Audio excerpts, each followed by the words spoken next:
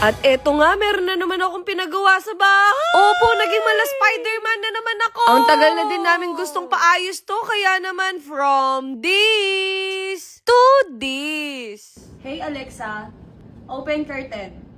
Okay.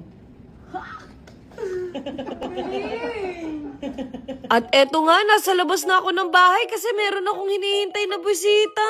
At dahil wala pa sila, meron akong i-flex sa inyo. Eto pala yung pinagawa ko na kurtina noon. Motorized nga yung kurtina namin, kaya kahit remote, mabubuksan mo siya. Kaya ngayon, naisip ko magpapalagay tayo ng voice command. Para at least kahit nakaiga ko sa sala, magbubukas mag-isa yan. Sakto, meron na akong narinig na nag-doorbell, kaya pupuntahan na natin yung bisita. Huy, finlex yung pintuan. Sabi ko sa kanila, naka-video ako, kaya kailangan galingan nila. Naalala ko pa noon, nung pinaparenovate namin yung bahay, sa sasakyan lang kami natutulog. Tapos araw-araw ko nagbibiyahe ng 2 oras. Kaya masasabi ko talagang worth it yung pagpapagawa ng bahay, no? Kaya kung nagpaplano rin kayo, dapat ready talaga kayo. Hindi lang financially, kundi mentally na rin. Sa totoo lang yung gagawin ngayon, wala namang papalitan kasi i-upgrade lang naman. Alam niyo naman ako, marami akong kaartihan sa buhay, nagpalagay nga ako ng voice command para kapag bago akong gising o kaya pagod, pwede ko siya magamit anytime. Lalo na ako, burara talaga ako sa mga gamit, kaya hindi ko nagagamit yung remote. Sabi ko kay kuya, mag-ingat siya kasi wala na akong pambayad. Sana kapag nagsalita ako dito ng give me money, mabigyan niya ako ng milyon. Huy, wala nang easy money ngayon. In fairness, na set up agad nila yung voice command natin. Si Alexa na daw ang bahala dyan. Opo, pwede rin daw ako mag-sound trip. Baka mapatugtog ko na naman yung hawak mo ang beat, hawak ko ang gabi. Huy, tama na yan.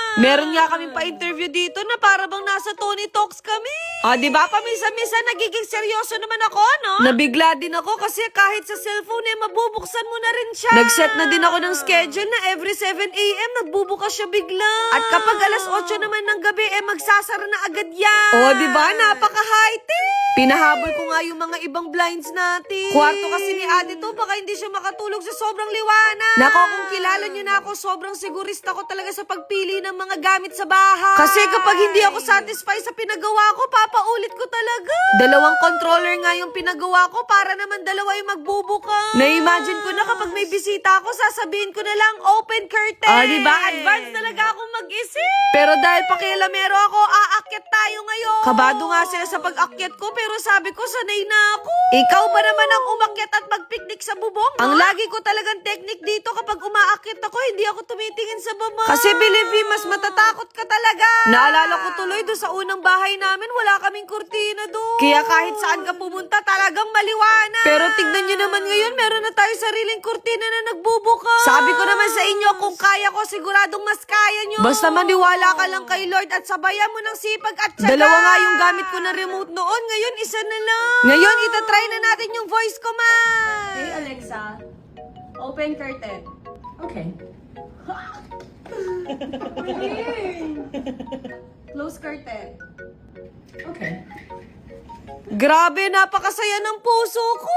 Sa Curtains and Bedsheet PH pala ako nagpa-install. Aminin nyo man sa hindi, ito yung nakakadagdag sa ganda ng interior ng bahay. Sa susunod, kayo naman. Ayun lang. Bye!